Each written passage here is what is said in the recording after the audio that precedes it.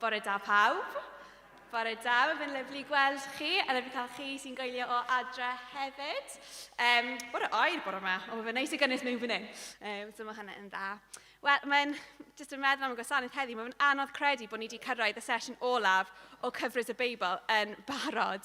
Mae'n crazy, mae jyst i hedfan. Ond jyst myfyrio dros yr cyfres ni wedi bod yn mynd troi, mae jyst i bod yn bendithiol dros ben. I fi yn personol, dwi'n gwybod mae lot ohonoch chi wedi cael lot o bendith mas ohono fe. Ac dyn ni wedi gweld lot o gwirioneddau am Dduw sydd wedi cael ei gydachgelu i ni. Ac jyst wrth meddwl am hyn, o'n i'n darllen Psalm 145. Sydd jyst yn dweud ei gyd, really. So bydd y geiriau'n dod ar y sgrin. Dwi'n mynd i dy ganmol di fy new am brenin, a bendithio dy enw di am byth bythoedd. Dwi eisiau dy ganmol di bob dydd, a dyfoli di am byth bythoedd. Mae'r arglwydd yn fawr ac yn heiddi ei foli. Mae fawredd tu hwnt i'n deall ni. Bydd un gynhadleth yn dweud wrth y nesaf am dy weithredoedd, ac yn canmol y pethau mawr roi ti wedi ei gwneud. Bydden nhw'n dweud mor rhyfeddol ydy dysblander a dyfawredd, y byddai un sôn mewn pethau anhygoel roi ti'n ei gwneud. Bydd pobl yn sôn am y pethau syfrdanol roi ti'n ei gwneud, a byddai un adrodd hanes dy weithredoedd mawr. Bydden nhw'n cyhoeddi dy ddeioni di ddiwedd di, ac yn canu'n llawn am dy gyfiawnder. A mae hynny'n dweud i gyd, really. Pa mor dda ydy ein diw ni, a yn ymateb ni ydy y ddoliad. So dyna beth dyn ni am wneud bod yma. Just poes mewn i Duw, ac just yn treulio amser yn ei bresenoldeb a roi ein hunan iddo fe unwaith eto. Felly, os ydych chi eisiau sefyll, ni'n treulio bach amser yn y ddoli.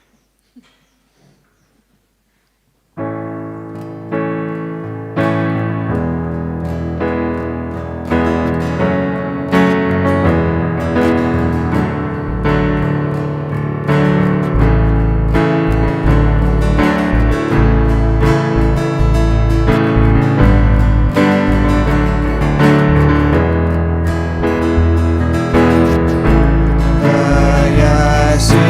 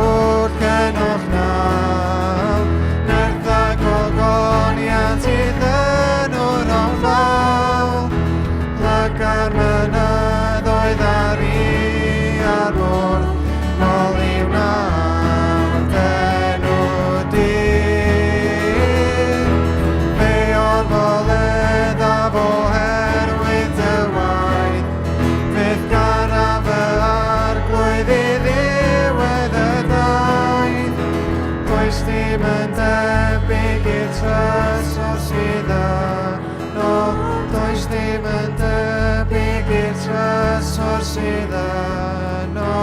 Does dim yn debyg i'r trysor sydd yno ti.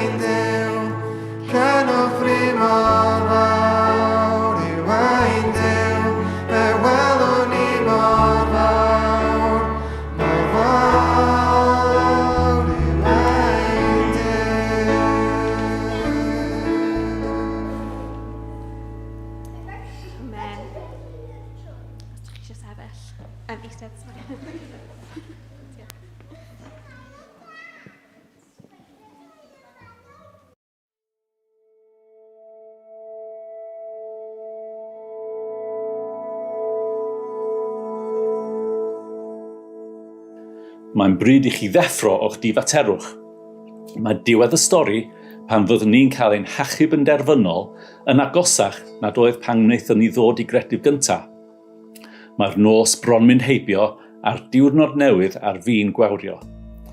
Felly gadewch I ni stopio ymddwyn fel petai ni'n perthyn i'r tywyllwch a pharatoi'n hunain I frwydro dros y goleuni. Gadewch I ni ymddwyn yn weddus fel petai'n olau dydd.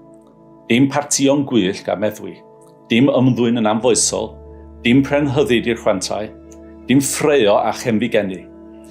Gadewch I'r arglwydd Iesu Grist fod fel gwisg amdanoch chi, a pheidiwch rhoi sylw i'ch chwantau hunol drwy'r adag.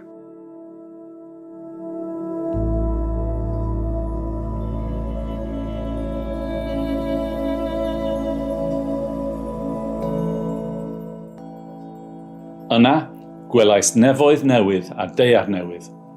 Roedd y ddeiar a'r awyr gyntaf wedi diflannu. Doedd y môr ddim yn bodoli ddim mwy. Dyma fi'n gweld y ddinas sanctaidd, y Jerusalem newydd, yn dod i lawr oddi wrth Dduw yn y nefoedd. Roedd yn edrych fel merch ifanc wedi gwisgo'n hardd ar gyfer ei phriodas. Wedyn, clywes lais o'r orsedd yn gyhoeddi'n glir. Bellach, mae papell Duw yng nghanol y bobloedd. Bydd yn byw yn eu canol nhw, a bydden nhw'n bobl iddo. Bydd Duw ei hun gyda nhw, a fe fydd ei Duw nhw. Bydd yn sychu pob deigryn o'i llygad nhw. Bydd dim marwolaeth o hyn ymlaen, dim galaru, dim wylo, dim poen. Mae pethau fel roedd nhw wedi mynd.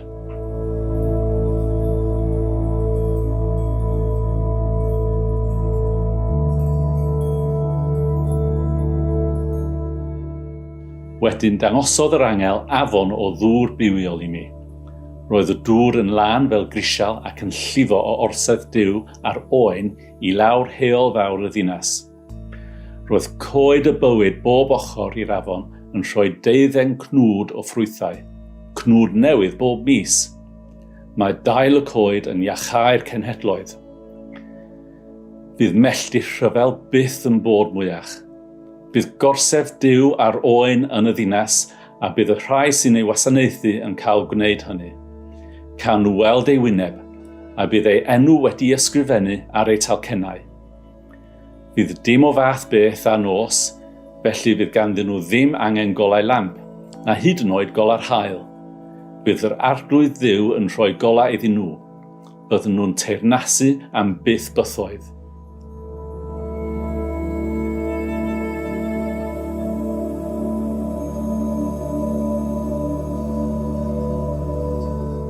O farwolaeth, ble mae dy fuddugoliaeth di? O farwolaeth, ble mae dy bigiad marwol di?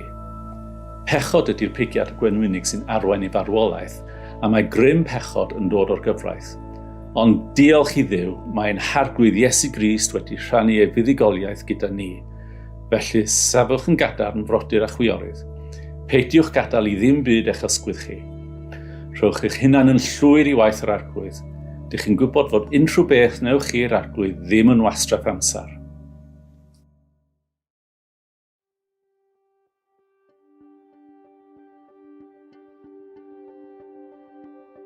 Rhyw 13 mlynedd yn ôl, des i'n Gristion. So byswn ni'n gweud, mae'n siŵr bydden ni wedi ticio'r bocs mod i'n Gristion cyn hynny, ond dyna pryd mewn gwirionedd nes i ddod i nabod Iesu go iawn. A bryd hynny, nes i derbyn y tangnefedd mwyaf anhygol yma, a nath yngolwg i ar fywyd newid yn llwyr. Oedd yr hunanoldeb oedd na gynt, y meddwl am fi fy hun. Nath rhyw fath o jyst ffeisio allan, a o'n i'n dechrau gweld yr angen o'n gwmpas i mwy, a fi'n meddwl ta Iesu'n rhannu ychydig o'i galon ef oedd hynny gyda fi. Fyswn ni'n dweud, mae'n siŵr taw un o'r pethau sydd wedi taro fi yn fwyaf ers dod yn Gristion yw sut mae Duw yn edrych ar yr anghennus yn ein byd ni, sut mae ei galon e dros y tlawd, dros y rai mae'n angen. Rhyw 6 mlynedd yn ôl, o'n i'n darllen llyfr o'r enw Home for Good. Llyfr gan Elusen yw sy'n yn annog Cristnogion i fabwysiadu a meithi plant mewn angen. A o'n i'n darllen a o'n i wastad wedi meddwl ynghylch meithi, ond meddwl, o, dwi ddim cweit yn ffitio mewn gyda lifestyle ni ac yn y blaen. Ond o ddarllen hwn, o'n i chi gweld, taw mewn gwirionedd, mae Duw wedi rhoi cartre i ni, cartre ysbrydol i fi, wedi rhoi teulu ffydd i fi, mae wedi rhoi cyfle newydd i fi, mae wedi rhoi gobaith i fi. A felly, mae'n galw fi i wneud yr un peth i eraill. Mae ni ar y ddeiar yma, fi'n meddwl, i ymdebygu mwy a mwy i Iesu Grist. A dyna'i galon e, a dyna be mae fe wedi wneud drosto fi. A mae fe wedi aberthu i fywyd cyfan mwyn wneud na i fi. A felly, o ddarllen hwnna, cael y wir herio i wneud yr un peth. A dyna pam i ni wedi penderfynu fel teulu i meithi, achos nath Iesu wneud yr aberth mwyaf drosto ni. Felly, wrth gwrs, bod yn iawn i ni i aberthu rhywfaint o'r amser a yr pethau sydd gyda ni i wneud. A mae'r bechgyn, ni fel teulu yn wneud hyn, a mae'r bechgyn wedi bod yn ffantastig. Maen nhw wedi bod yn mynd i rhannu llofft gyda'i gilydd mwyn rhoi stafell i'r ferch fach sy'n byw gyda ni nawr. A mae wedi bod yn gymaint o fendith i ni, a ni mor ddiolchgar i Dduw am y cyfle. Felly mae'r realiti yna bod gyda ni cartref tragwyddol gyda'r arglwydd, y gobaith sicr nawr hyn sydd i ddod, yn newid ffordd ni'n byw nawr, a ni, trwy meithi, yn gobeithio roi blas i eraill o'r hyn sydd i ddod.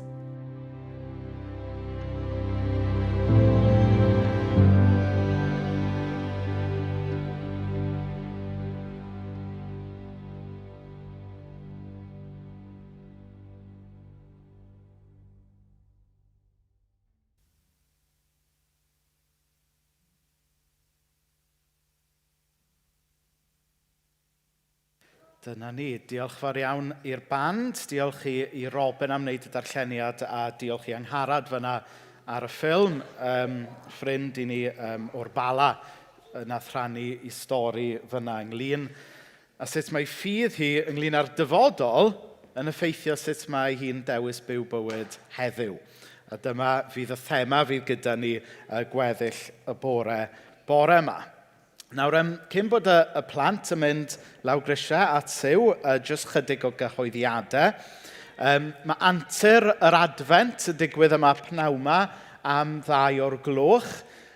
Os ydych chi yn dymuno dod ond heb gofrestru, yna mae croeso cynnes i chi ddod. Da ni ddim cweit wedi cyrraedd y capacity eto sy'n ddiogel i gael yma. So os ydych chi eisiau dod ond bod chi heb gofrestru, yna dewch chi siarad gyda fi, Siw neu Mena ar y diwedd.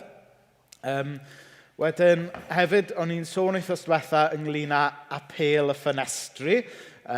So mae yna gyfle i chi roi hwnna os ydy Duw yn arwain chi wneud hynny, a mae manylion ar ein gwefan ni.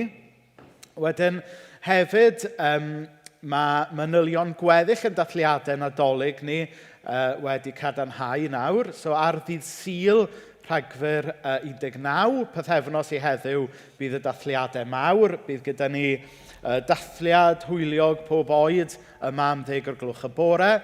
A wedyn am 6:00, nid hanner awr wedi 5, 6:00. Bydd gyda ni yn gwasanaeth carolau blynyddol, a da ni yn disgwyl mlaen yn fawr i hwnna. Mae hwnna'n arfer bod yn rhyw uchafbwynt y flwyddyn i fi'n bersonol. Mae e'n noson special iawn fel arfer, so mae croeso cynnes i chi ddod i hwnna. Ac os bydd na fwy yn dod i hwnna na sy'n arfer dod ar Dydd Sul, byddwn ni'n neud yn siŵr hynny bod pobl wedi spredio allan trwy fyny grisiau a popeth, fel bod digon o ofod diogel i bawb yma. Wedyn, y cyhoeddiad olaf, nos Fawrth yma nawr bydd y sesiwn drafod ola yn linked i cyfres y Beibl. Diolch i chi sydd wedi bod yn rhan o hwnna tymor yma. Mae wedi bod yn fuddiol, dwi'n meddwl, jyst dadbacio ar nos Fawrth rhywfaint o beth da ni wedi edrych arno ar Ddydd Sul. So, newn ni jyst cael gair o weddi nawr cyn bod y plant yn mynd lawr grisiau. Gewn ni weddio. O Dduw Dad, da ni yn diolch am y diwrnod newydd yma. Da ni'n gofyn i ti droi yn calonau a'n meddyliau ni, troi calonau meddyliau y plant, tuag at y gobaith sydd yno ti. Bydd efo Siw lawr grisiau nawr wrth bod hi yn arwain y plant bore yma, bydd efo ni hefyd. Gad i ni gyd mewn ffordd ddod fel plant o dy flaen di bore yma. Ac o Dduw Dad, a hitha yn dymor yr adfent, i ni yn bobl sy'n disgwyl. I ni bobl sy'n hiraethu i brofi mwy o'r byd sydd i ddod yn profiadau a'n byd, a'n bywydau toredig ni heddiw. Felly ysbryd glantyd, deled dy deyrnas yw yn gweddi ni bore yma. Amen. Amen. So dyna ni, so geith y plant fynd am y drws.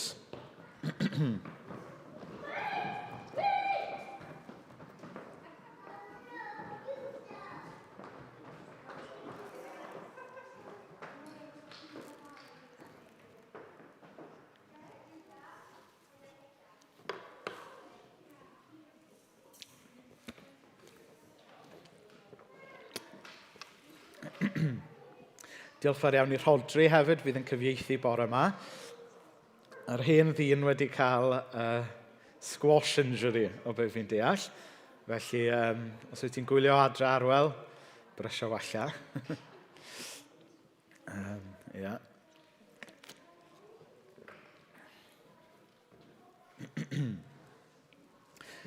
Felly, jyst cyn bod ni'n dechrau'n iawn, dyma yw sesiwn ola cyfres y Beibl. Byddwn ni am y 2 Sul nesaf nawr cyn y Nadolig yn dathlu'r Nadolig a themau Nadolig. A wedyn, yn y flwyddyn newydd, byddwn ni'n dechrau cyfres o themau newydd o'r enw Cyfarfod Iesu Profi'r Wefr. A'r hyn byddwn ni'n gwneud, bydd edrych, fel nathon ni ddechrau wneud Sul diwethaf mewn ffordd, byddwn ni'n edrych ar rai hanesion o'r Efengylau lle mae pobl yn cyfarfod Iesu a cael encounter byw a cael ei bywydau wedi cyffwrdd a'i newid wrth gyfarfod Iesu Grist. A gobeithio bydd e ddim yn gyfres le byddwn ni jyst yn edrych ar yr hanesion yma o bell, ond gobeithio bydd e'n gyfle i ni fel unigolion ac fel eglwys, i ni hefyd gamu o'r newydd i gael gwefr, i gael encounters newydd o Dduw, y Tad, y Mab a'r Ysbryd. Oherwydd, dwi'n yn gwybod amdano chi, ond yn dod allan o'r pandemig yma, dwi wedi synhwyro bod yna rhyw fath o we pre-cop ysbrydol o'n cwmpas ni. Mae'n wir amdana i, dwi'n gwybod sut ydy hwn yn brofiad, mae rhai ohonoch chi falle'n gallu uniaethu efo fe. Ac yn y flwyddyn newydd, dwi eisiau yr ysbryd glân i chwythu y gwe pre-cop yma i ffwrdd, i ni brofi gwefr Iesu o'r newydd fel unigolion ac fel eglwys.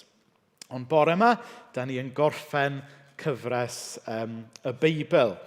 A dwi jyst yn ymddehiro ymlaen llaw. Reswm mae Hannah dymod i arwain chi mewn 2 gan, yw achos bod y neges bore yma jyst rhyw 5 munud yn hirach na'r arfer, achos bod yn cyffwrdd ar thema mor fawr.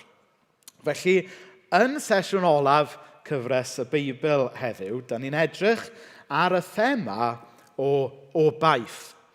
A gofyn y cwestiwn, lle mae ein cartref yn y pen draw?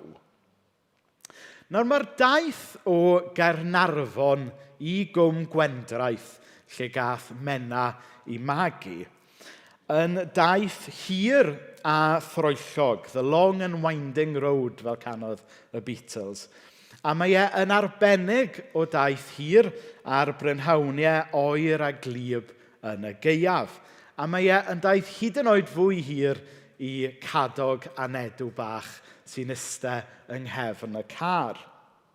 Tro diwetha i ni fentro gwneud y daith hir yma, oedden ni dim ond 10 munud mewn i'r daith, jyst yn pasio Pen y Groes, pan mae yna lais bach yn gofyn o'r cefn, ydyn ni bron yna. Yn meddwl, bron yna, newydd gychwyn ydyn ni. Ond, o'n i'n gallu dweud wrth Cadog bod taid a mam gi yn disgwyl amdanyn nhw ar ddiwedd y daith. Ac roedd y gobaith yna o wybod fod yna rhywbeth da, bod yna freichiau agored, fod yna rhywun yn eu caru nhw ar ddiwedd y daith, yn ddigon o blwc iddyn nhw allu byw efo'r daith a mynd trwy'r daith gweitha pa mor oer oedd hi, gweitha pa mor droellog oedd hi. Mi oedd y gobaith o bod beth oedd ar ddiwedd y daith jyst yn ddigon i'w cynnal nhw trwy y daith ei hun, hyd yn oed bod y daith yna yn wahanol. A dyna be mae gobaith yn gwneud yn dyfe. Mae gobaith ynglyn â rhywbeth sydd i ddod, neu gobaith ynglyn â'r dyfodol, yn gallu newid yn persbectif ni o ran byw yn y presennol. A dyma fydd y thema byddwn ni'n mynd ar ei ole gyda'n gilydd heddiw. Mae'r Beibl yn gorffen gyda gweledigaeth anhygoel ynglyn â'r hyn sydd i ddod. Nawr, da ni yn aml yn profi byd creulon, da ni'n aml yn profi byd sy'n dirywio o'n cwmpas ni. Ond mae diwedd y Beibl yn rhoi gweledigaeth i ni o ddynoliaeth newydd o greadigaeth wedi ei hadfer mewn nefoedd newydd a deiar newydd sydd yn rhydd o bob poen ac yn rhydd o bob drygioni. Mae hwn yn obaith i ddisgwyl mlaen amdano. A dyma yw'r gobaith mae'r eglwys Gristnogol trwy y canrifoedd wedi credu ynddo fe a wedi byw yn ei oleuni fe. Nawr, mae yna rhyw synwyr dofn ym mhob un ohono ni'n does, fod pethau nawr ddim cweit fel y dylen ni fod, fel y dylen nhw fod. Wrth i ni brofi poen yn hunain, wrth i ni weld cenhedloedd yn rhyfela, wrth i ni weld y greadigaeth yn cael ei ddinistrio gan chwant a cyfalafiaeth a cynhesu byd-eang. Mae yna hiraeth dofn hynno ni i brofi rhywbeth gwell, i weld byd gwell, i brofi rhyddid go iawn. A mae rhan olaf y Beibl yn arbennig llyfr y datguddiad yn pwyntio ni ymlaen i'r gobaith a'r cartref tragwyddol yma sydd ar gael i ni. Nawr, un peth sy'n drawiadol am y gobaith Cristnogol yw fod mewn gwirionedd yn rhedeg yn gwbl groes i syniadau cyfoes ynglyn â sut mae ffeindio pwrpas a ffeindio boddhad. Yn y byd modern, da ni'n byw ynddo heddiw, y gred yw, mae'r hyn sydd gyda ni nawr yw y gorau mae hi'n mynd. This is as good as it gets. Neu i chi falle wedi clywed rhai pobl ifanc yn dweud YOLO, you only live once. Hynny yw, mae rhaid gwneud y gorau o heddiw achos heddiw yw'r unig beth sydd gyda ni. Ond problem y math yma o feddylfryd yw bod e'n rhoi gymaint o bwysau ar heddiw nes bod y profiad yn hollol crushing wedyn. Mae yna gymaint o bwysau ar bobl i wneud y penderfyniadau cywir i gyd heddiw, i weithio mor galed y gallwch chi heddiw, i wasgu pob munud, pob eiliad o waith allan o heddiw, yr pwysau i gael y berthynas yma, y berthynas berffaith i fuddsoddi yn y pethau a'r perthnasau iawn, achos dyma eich unig siawns chi. Mae'r pwysau yma jyst yn aruthrol yn dydy. A mae rhai pobl sy'n llawer fwy galluog na fi yn dweud mae'r duedd yma mewn cymdeithas gyfoes sydd yn arwain yn rhannol at yr argyfwng iechyd meddwl da ni'n ei brofi yng nghymdeithas heddiw. Jyst oherwydd bod pobl wedi colli persbectif tragwyddol ynglyn â gobaith tu hwnt i heddiw, a bod y pwysau i gyd jyst ar y foment yna mae pobl yn ffeindio hunan yn cael ei crysio yn y foment yna. Yr eironi yw fod y pwyslais ar fyw yn y foment actually yn dwyn llawenydd o'r foment. Ac mwyn gwerthfawrogi heddiw, mae rhaid ni weld heddiw yn y cyd-destun mwy. Nawr, mae'r gair gobaith yn air diddorol. A fel y gair cariad, mae'r gair gobaith wedi dod i olygu rhywbeth mewn cymdeithas gyfoes sy'n wahanol i'r syniad o obaith i ni'n dod ar draws yn y Beibl. Achos mewn iaith bob dydd, os da ni'n deud bod ni yn gobeithio am rhywbeth, da ni basically'n dweud, da ni actually ddim yn gwybod. So er enghraifft, bydd rhywun yn dweud, wel dwi'n gobeithio fydd hi'n sych fori, neu dwi'n gobeithio fydd Cymru'n cyrraedd y World Cup. Hynny yw, da ni'n defnyddio'r gair gobeithio am rhywbeth da ni actually ddim yn siŵr ohono fe. Ond pan mae'r Beibl yn sôn am obaith, mae'r gobaith Cristnogol yn siarad am reality a gwirionedd ddim yn seiliedig ar rhyw wishful thinking, ond yn seiliedig ar wirionedd am rhywbeth sy'n eisoes wedi digwydd, sef atgyfodiad Iesu Grist. Wrth i Iesu atgyfodi, fe ddaeth y dyfodol ymlaen ato ni yn y presennol. Mae yna ddirgelwch yn hyn, oes. A rhan o daith ffydd yw embreisio'r diogelwch yma. Dydy hwnna ddim yn dod yn hawdd, dwi'n gwybod, i bobl a meddwl gwyddonol modern. Ond rhan o ddirgelwch ffydd ydy credu fod y dyfodol wedi dod mewn i'r presennol ymherson ac yn arbennig yn atgyfodiad Iesu Grist. Mae'r ysgolhaig Beiblaidd Tom Wright yn dweud fel hyn. All language about the future is simply a set of signposts pointing into a fog. We see through a glass darkly, says St. Paul, as he peers towards what lies ahead. All our language about future states of the world and of ourselves consists of complex pictures which may or may not correspond very well to the ultimate reality. But, a dyma sy'n bwysig. Pan mae rhywun yn defnyddio'r gair but, chi'n gwybod bod nhw'n mynd i weir beth bwysig. But, that doesn't mean it's anybody's guess, or that every opinion is as good as every other. A gwrandwch ar hwn nawr. And, supposing someone came forward out of the fog to meet us. A siarad mae Efan yna ynglyn â Iesu Grist.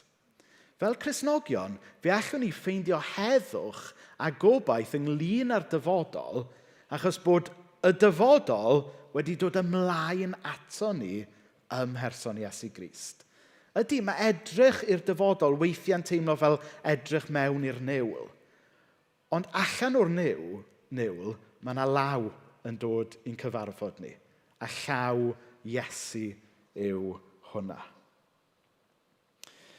Mae Iesu Grist ddim yn unig yn rhoi rhagflas i ni o'r dyfodol, ond mae e'n dangos i ni hefyd sut beth fydd y dyfodol. Daeth Iesu Grist i achau pobl. Fe ddaeth e i godi y pobl orthrymedig i fyny.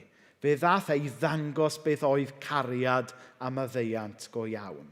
Ac felly, yn Iesu Grist, da ni'n gallu gweld be mae'r dyfodol mynd i fod fel. Mae e fel pan mae blodau cynta'r Gwanwyn yn torri trwyddo. Chybod fydd mewn chydig fusoedd, falle chydig wythnosau hyd yn oed, byddwn ni'n dechrau gweld cennin Pedr yn torri trwyddo. A mae cennin Pedr weithiau yn torri trwyddo pan mae dal rhew ac eira o gwmpas. A rhywbeth felly yw atgyfodiad Iesu Grist. Ydan, da ni dal yn byw mewn byd o boenau. Da ni dal yn byw mewn byd sydd wedi torri. Ond yn Iesu Grist, da ni'n cael rhagflas. Da ni'n gweld y dyfodol gobeithiol yn dechrau torri trwyddo a dangos goleuni i ni yng nghanol cracs a tywyllwch y byd yma. Nawr, peth pwysig am y gobaith Cristnogol ynglyn â'r dyfodol yw bod e yn gallu effeithio ffordd da ni yn byw heddiw. Wnaethon ni glywed yn y ffilm sy'n rhan o'r cyfres y Beibl, stori Angharad, ynglyn â sut oedd eu cred nhw fel teulu ynglyn â'r cartre tragwyddol mae Duw yn rhoi iddyn nhw, wedyn wedi ysbrydoli nhw i roed cartre i bobl sy'n chwilio am gartre heddiw. A dwi'n siŵr bod chi yn gallu meddwl am enghreifftiau ynglyn â sut mae ffydd Cristnogion neu tystiolaeth eglwysi ynglyn â'r dyfodol yn arwain nhw i fyw fel tasai'r dyfodol wedi dod ato ni heddiw. Mae'n wir i ddweud fod Cristnogion weithiau ddim yn cael y pwyslais yma'n iawn. Mae'n wir i ddweud fod Cristnogion weithiau, fel ddwedodd rhywun unwaith, so heavenly minded to be of no earthly use. Mae hwnna'n feirniadaeth deg o'r eglwys weithiau. Ond os ydyn ni wedi deall stori fawr y Beibl, dyw Cristnogaeth ddim ynglyn â aros mewn waiting room i'r dyfodol ddod. Mae ynglyn â rhoi blas i bobl yn cwmpas ni heddiw ynglyn â'r dyfodol sydd eto i ddod yn llawn. Mi ddyle y ffordd da ni'n gweld y dyfodol effeithio'r ffordd da ni'n byw heddiw. Nawr, meddyliwch am funud am Match of the Day. Mae'n fore Dydd Sul heddiw, a dwi'm yn gwybod, falle nath rhai ohonoch chi wylio Match of the Day neithiwr. Mae Match of the Day yn raglen sydd yn dangos uchafbwyntiau gemau sydd eisoes wedi bod, wedi gorffen. Ac yn ei lyfr sy'n seiliedig ar cyfres y Beibl, mae Andrew Ollerton yn adrodd stori am wylio Match of the Day unwaith gyda ffrind iddo fe. Ond fi oedd Andrew yn fachgen drwg ac edrych ar y we be oedd scores y gemau. Chymod maen nhw'n dweud ar diwedd newyddion, if you don't want to know the score, look away now. Ac oedd ei ffrindau wedi look away now, ond fe nath Andrew edrych beth oedd y sgôr. Felly oedd e'n gwylio Match of the Day gyda'i ffrind. Oedd e'n gwybod be oedd y canlyniad, ond oedd ei ffrindau ddim. Ac oedd Andrew'n gwybod mae'r sgôr terfynol oedd 2-1 i'r tîm oedd nhw yn ei gefnogi. Ond oedd ei ffrindau ddim a syniad beth oedd y sgôr. Dyma'r tîm yn syrthio tu ôl. Dyma pob penderfyniad yn mynd yn erbyn y tîm. A'i ffrindau mynd yn hollol stressed out ac yn bytheirio ar y referee. Llydd Andrew Ollerton, bod ei dîm tu ôl, bod pethau'n mynd yn erbyn y tîm, oedd e'n gwylio yn hollol chilled out. Pam? Achos oedd e'n gwybod sut oedd y gêm yn gorffen. Lle oedd ei ffrindau ddim.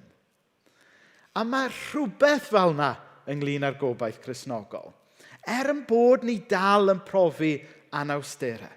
Yn bod ni dal yn poeni, yn profi poenau y byd yma. Y byddwn ni dal yn profi hyd yn oed marwolaeth. Fel Andrew Ollerton yn gwylio Match of the Day, da ni rhywsut yn gallu ffeindio rhyw heddwch dofn wrth wynebu y pethau anodd yma, achos bod ni yn gwybod y sgôr terfynol. Achos bod y sgôr terfynol wedi cael ei gyhoeddi pan nath Iesu atgyfodi. A dyma mae'r gobaith Cristnogol i gyd yn sefyll arno fe, atgyfodiad Iesu. Nawr wrth feddwl am stori fawr y Beibl a llyfr y Datguddiad, falle bod rhywun yn meddwl bod llyfr y Datguddiad yn lyfr scary iawn ac yn llawn delweddau anodd i'w deall. A mae yn llawn delweddau brawychus sydd yn anodd i'w deall. Ac un o'r delweddau sy'n rhaid i ni edrych arno fe yn sydyn wrth basio nawr ydy yr ddelwedd yma yn stori'r Beibl ynglyn â dydd y farn. Nawr mae dydd y farn yn rhan o stori'r Beibl sydd wedi dal dychymyg artistiaid dros y canrifoedd, wedi dal dychymyg beirdd, ac yn fwy diweddar wedi dal dychymyg gweithwyr ffilms Armageddon ac yn y blaen.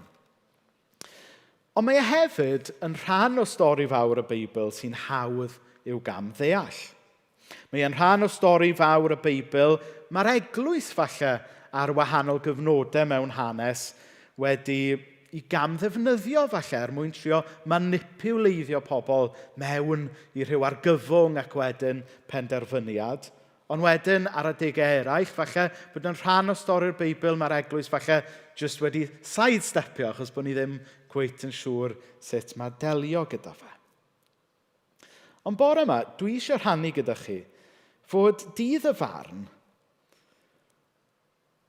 yn rhywbeth o'i ddeall yn iawn yn rhywbeth da. Oherwydd bod e ynglyn â Iesu y brenin yn dychwelyd mwyn sgubo i ffwrdd bob drygioni, bob anghyfiawnder, mwyn adfer y greadigaeth gyfan nôl i'w fwriad gwreiddiol. Nawr, falle bod ni'n meddwl, pam bod angen dydd y farn? Os mae Duw, cariad Duw, pam fod yna fath beth y barn a pam bod y darlun yma yn rhan o'r Beibl? Wel, da ni yn byw mewn byd, fel mae'r Beibl yn dweud, sydd â pechod wedi i lygru fe. A da ni'n gwybod hynny go iawn ym Meir Nesgen. Da ni'n gwybod bod rhywbeth ddim cweit yn iawn yn dydyn. Mae'r byd yma wedi cael ei dorri gan systemau lle mae pobl yn exploitio i gilydd, lle da ni'n exploitio y ddeiar, a da ni wedi symud i ffwrdd o'r byd perffaith sy'n cael ei ddarlunio ar ddechrau stori y Beibl. A da ni hefyd yn gwybod fod y pechod yma yn torri perthnasau, yn dydan? Da ni'n gwybod fod e'n arwain i ni dorri perthynas gyda ni yn hunain. Da ni'n gwybod bod e'n arwain i dorri perthynas gyda'n gilydd. Mae'n arwain i dorri'n perthynas ni gyda'r greadigaeth, a dyna lle mae exploitio'r greadigaeth a newid hinsawdd a pethau'n dod. Ond o fwyaf difrifol, mae'n arwain hefyd i dor perthynas rhwngtho ni a Duw. Ac felly, os ydyn ni'n credu bod cariad i deyrnasu, yna mae rhaid delio gyda'r tywyllwch yn does. Mwyn i gariad gael ei le, mae'n naturiol fod y Duw cariad yna angen sgubo i ffwrdd tywyllwch a drygioni. Hynny yw, pwy sydd ddim eisiau Duw ddelio gyda anghyfiawnder? Pwy sydd ddim eisiau Duw ddelio gyda drygioni? Pwy sydd ddim eisiau gweld y dydd pan fydd cyfiawnder yn cael ei le? A dyna mae dydd y farn ynglyn ag e. Mae ynglyn a Duw yn dod i dorri allan yr hyn sydd yn ddrwg mwyn i bopeth sydd yn dda deyrnasu unwaith eto. Nawr, da ni yn sychedu am ddydd lle fydd drygioni wedi mynd yn dydyn. Da ni yn hiraethu am ddydd le fydd cariad yn teyrnasu. Ac felly, o ddeall dydd y farn fel yna, dyw e ddim yn ddiwrnod i'w ofni fel y cyfryw, ond yn ysgrifennu, mae e'n ddiwrnod i ddisgwyl ymlaen ato. Oherwydd y Duw fydd yn barnu, fydd hefyd y Duw sydd wedi marw dros ei elynion. Y Duw fydd yn dod â cyfiawnder ydy'r Duw sydd wedi prynu y ddeiar gyfan yn ôl iddo fe ei hun. Nawr, beth am y nefoedd? Lle mae'r nefoedd yn ffitio mewn i'r gobaith Cristnogol? Wel, rai blynyddoedd yn ôl, pan o'n i yn fyfyriwr, dwi'n cofio ffrind i ni oedd yn neud y cwrs alffa gyda ni. Oedd e ddim yn siŵr os oedd e'n barod i gymryd y cam o ddilyn Iesu. A o'n i'n gofyn i fe, wel, beth sy'n dal ti nôl?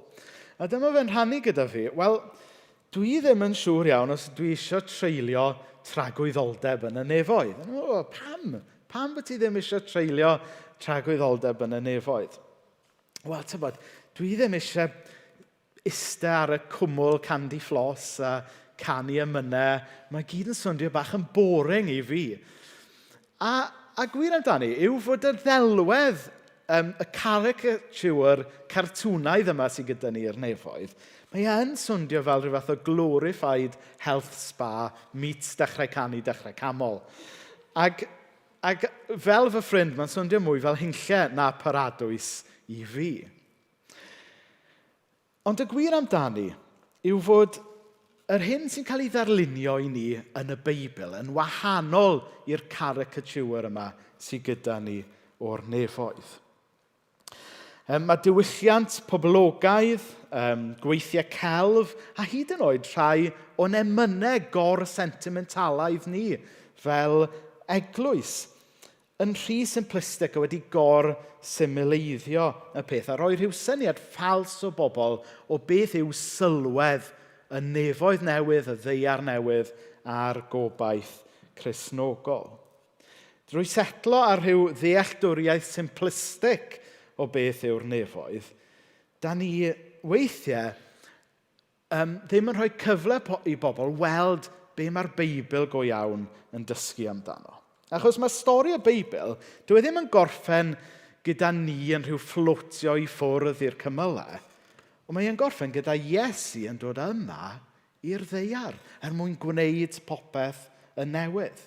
Ac felly mae'r gobaith Gristnogol, dyw e ddim yn gymaint ynglyn â ni yn mynd i ffwrdd, ond mae ynglyn â Duw yn arwain i bobl i ail boblogi deiar newydd wedi iachau yn llwyr. A da ni'n gweld hwnna yn fwyaf clir yn Datguddiad 21. Yna gwelais nefoedd newydd a deiar newydd. Roedd y ddeiar ar awyr gyntaf wedi diflannu. Doedd y môr ddim yn bodoli ddim mwy. Wedyn clywais lais o'r orsedd yn cyhoeddi'n glir. Fydd dim marwolaeth o hyn ymlaen. Dim galaru, dim wylo, dim poen. Mae pethau fel roedden nhw wedi mynd. Dyma'r un oedd yn eistedd ar yr orsedd yn dweud, edrychwch, dwi'n gwneud popeth yn newydd. Nawr, da ni'n cael darlun hyfryd fan yna ynglyn â'r gobaith Cristnogol. Nawr, sylwch i ddechrau ar natur berffaith y ddeiar newydd. Mae popeth yn dda. Mae pob deigryn wedi cael ei sychu. Mae pob poen a marwolaeth wedi mynd. Ond sylwch hefyd pa mor llythrenol yw e. Nid jyst rhyw obaith ysbrydol sydd gyda ni. Ond mae'r gobaith yn un go iawn corfforol, tangible hefyd.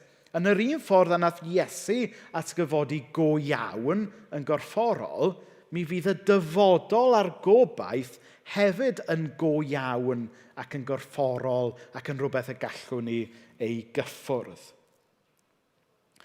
Ond mae sôn fan hyn hefyd fod Duw mynd i iachau ac adfer y greadigaeth gyfan yn ôl i'w fwriadau gwreiddiol. Mae'n dweud fod Duw mynd i roi deep clean go iawn i'r ddeiar cyn y bydd e'n cael ei adnabod fel y ddeiar a'r nefoedd newydd. Nawr yn y fan hyn, mae'n bwysig dweud gair wrth basio ynglyn â natur y deep clean yma. Oherwydd mae yna ddelweddau pwerus iawn yn llyfr y Datguddiad ac hefyd Iesu hun yn sôn amdanyn nhw ynglyn â'r tân fydd yn dod mwyn gwneud yr iachad a'r deep clean yma. Mae yna ddelwedd yn y Beibl ynglyn â Gehenna, ynglyn â llyn o dan. Nawr, beth oedd Gehenna? Oedd rubbish tip Jerusalem. Lle oedd pobl Jerusalem yn mynd â'i sbwriel ac yn y blaen ac yn taflu fe mewn i'r tân yma oedd yn y rubbish tip. Ac wrth gwrs, beth oedd y rubbish tip yma'n neud? Oedd losgi yr holl rubbish oedd yn cael gwared o'r drwg yn doedd. Felly mae'r ddelwedd yma ynglyn â'r tân tragwyddol sydd yn clensio popeth, mae e'n ddelwedd brawychus, yn dydy? A mae e'n ddelwedd slawer dydd oedd pregethwyr yn defnyddio i godi ofn ar bobl. Ond mae e'n ddelwedd sydd yn y Beibl. Oherwydd bod drygioni, fod pechod, fod pethau drwg yn rhywbeth sydd angen i sortio allan, sydd angen i glynhau. Ond y peth am tân ydy, dydy tân ddim jyst yn cael ei ddefnyddio i ddinistrio, ydy. Slawer dydd oedd meddygon arfer defnyddio tân mwyn steraleiddio rhywbeth. Nhw'n arfer rhoi nodwydd mewn tân mwyn i buro a'i lanhau e. A hefyd mae amaethwyr yn cynnet tân yn fwriadol mwyn cael gwared o'r hen mwyn rhoi gofod i'r bywyd newydd ddod. Felly bod y ddelwedd yma ynglyn â tân a llosgi yn y Beibl, dyw e ddim o reidrwydd yn golygu bob tro dinistrio. Mae hefyd yn gallu golygu puro, iachau, rhoi gofod i fywyd newydd. Ond weithiau, wrth gwrs, mae rhywbeth yn boenus mwyn dod â iachad yn y diwedd. Mae'r Beibl yn dweutho ni bod y ddeiar yma ddim mynd i gael ei ddinistrio cweit yn yr un ffordd a ffilmiau Hollywood, ond mae am gael ei buro yn llwyr ac yna i adfer yn llawn i fel mae Duw eisiau fe i fod. Nawr, mae'r apostol Paul yn dweud yn Rhufeiniaid 8, Mae gobaith i edrych ymlaen ato. Mae'r greadigaeth hefyd yn mynd i gael ei gollwng yn rhydd. Fydd hi ddim yn gaeth i lygredd ddim mwy. Bydd yn rhannu'r rhyddid bendigedig fydd Duw yn ei roi i'w blant. Dyn ni'n gwybod fod y greadigaeth gyfan yn gryddfan fel gwraig sydd mewn poen wrth eni plentyn. Nawr, fel yr apostol Paul, gyda i ddim profiad uniongyrchol o gario a rhoi genedigaeth i blentyn, ond dwi wedi bod yn dyst i'r peth. Ac mae'r gryddfan wrth gario plentyn a wedyn y rhyddhad pan mae'r enedigaeth yn ddod. A jyst yn rhoi rhyw snapshot i ni, bod ddim ni fel pobl, ond bod y greadigaeth gyfan yn gryddfan ac yn disgwyl ymlaen i'r bywyd newydd yma dorri trwyddo. Wedyn yn olaf, ffrindiau, mae'r Beibl yn dweud y byddwn ni, pobl, yn profi atgyfodiad corfforol yn yr un ffordd a nath Iesu hefyd atgyfodi. Ddim jyst atgyfodi'n ysbrydol nath Iesu, nid jyst dod yn ôl fel ysbryd nath ond mi oedd y bedd yn wag. Nath Iesu atgyfodi go iawn. Ac felly, mae'r gwirionedd ynglyn a bod ni hefyd mynd i atgyfodi yn llythrenol yn rhan o'r gobaith Cristnogol. Nawr mae hwn yn bwynt pwysig i ni gofio, oherwydd mae syniadau diwylliant cyfoes ynglyn a beth sy'n digwydd i rhywun ar ôl marw chydig bach yn wahanol. Mae pobl dyddiau yma a rhyw syniadau eitha sentimentalaidd falle. I ni'n clywed falle am bobl yn dweud pethau fel dwi'n siŵr fod Aunty Betty fyny fanna yn y cymylau yn edrych lawr arna ni, neu bod Wncl Tom yn un o'r ser sy'n goleuo yn llwybr yn y nos. A chybod, mae credu a dweud pethau fel yna falle'n help i bobl brosesu galar, a mae rhaid bod yn sensitif i hynny. Ond mae'r stori Gristnogol yn well. Mae'r stori Gristnogol yn dweud bod na atgyfodiad, a mae nid marwolaeth ydy'r gair ola. Fod yna atgyfodiad yn bosib i ni oherwydd fod Iesu yn gyntaf wedi atgyfodi. Mae'r Testament Newydd yn siarad am farwolaeth mwy fel cyflwr dros dro yn hytrach na'r gair olaf. Dyma yw'r gobaith Cristnogol falle da ni yn anhofio i bwysleisio weithiau. Nawr dyma ddiwedd cyfres y Beibl. Y gobaith Cristnogol. Y gobaith fod yn atgyfodiad yn dod. Y gobaith fod Duw mynd i greu deiar newydd, mynd i roed popeth nôl yn iawn. Mae hwn yn newyddion da. Mae hwn yn newyddion da ynglyn â'r dyfodol, dyle effeithio'r ffordd da ni'n gweld pethau ac yn byw bywyd heddiw. Oes, mae yna fesur o ddirgelwch ynglyn â'r dyfodol.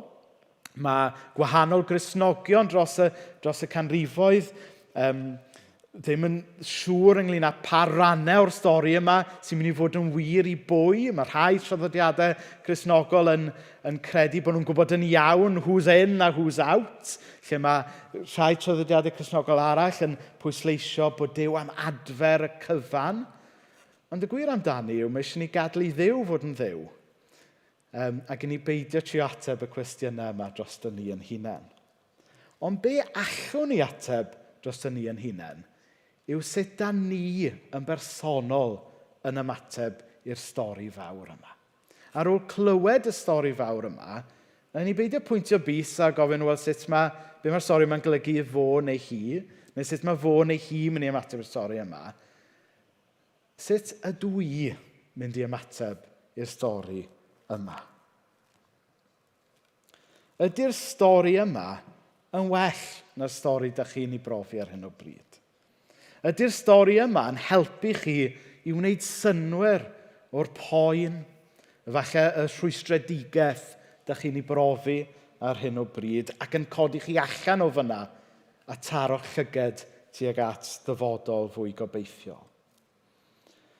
Ydy'r stori yma yn eich ail gysylltu chi efo'r Duw sydd wedi'ch creu chi, y Duw sydd yn eich caru chi, a'r Duw sydd eisoes wedi trefnu dyfodol gwell i chi. Os mae'r ateb yw ie, yna ddim jyst stori fawr y Beibl ydy hwn, ond gall hwn fod yn stori chi. A dyna sy'n hyfryd ynglyn â'r Beibl. Dyw e ddim jyst ynglyn â stori Duw.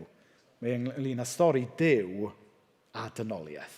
Mae ynglyn â stori Duw, mae ynglyn â stori chi. Gen i blygu pen mewn gweddi.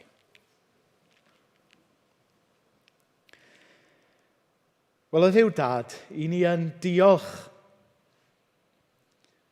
bod y stori fawr di yn helpu ni ddechrau gwneud synwyr o'n storis ni.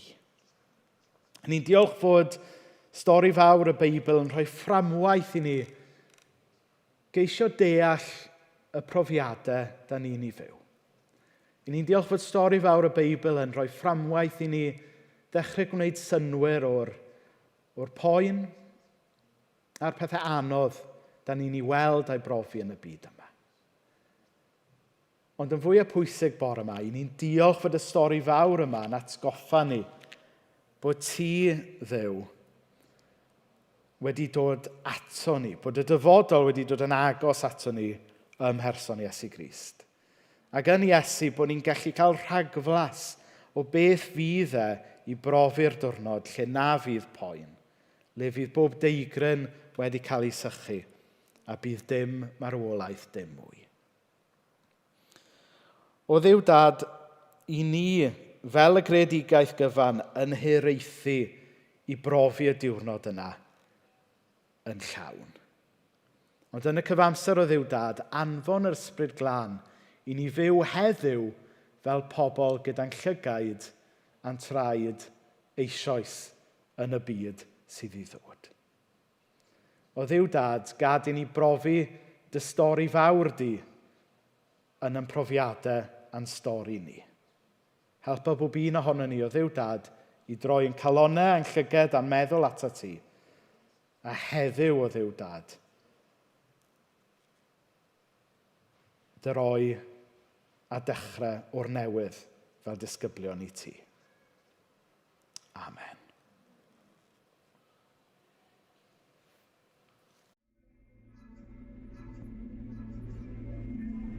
Be wneud i o weld y boen? Weithiau mae'n anodd byw yn fy nghroen. Ti'n dweud fydd na newid y daw o cyn hir, ond mae na foroedd o lygredd na fydd eto'n bir. Daw eto hael ar fryn glywais i, ond daeth blinder i lethu'n nghalon i. Rwyt ti'n gweld o bell y dydd yn dod, ond mae ceuad y bedd mor drwm ag eriod.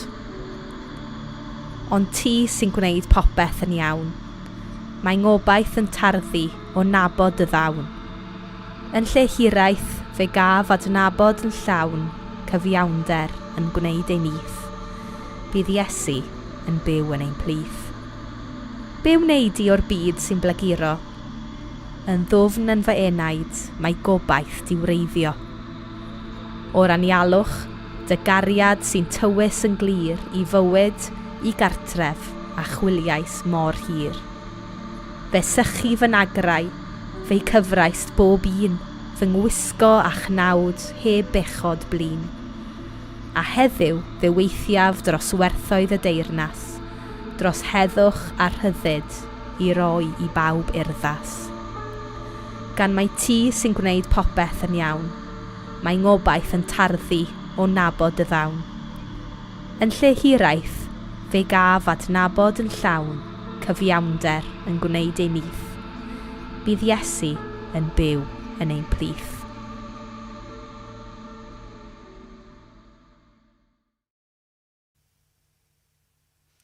Wel, am realiti o obaith sydd gyda ni yn Iesu Grist. Yr gobaith sy'n cadarn, sy'n real, sy'n sicr, a gobaith sy'n byw.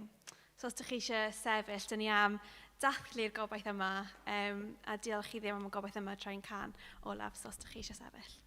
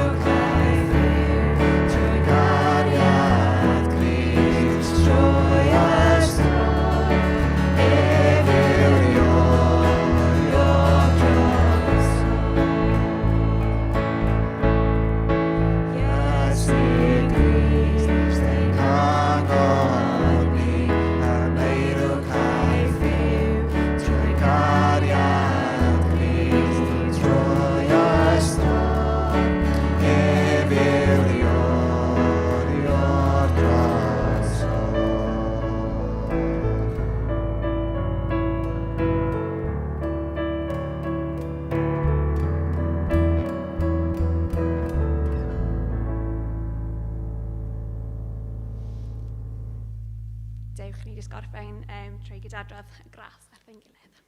Gras ein harglwydd Iesu Grist, a chariad Duw, a chymdeithas yr ysbryd glân, i aros gyda ni o'r awr hon, hyd fyth. Amen.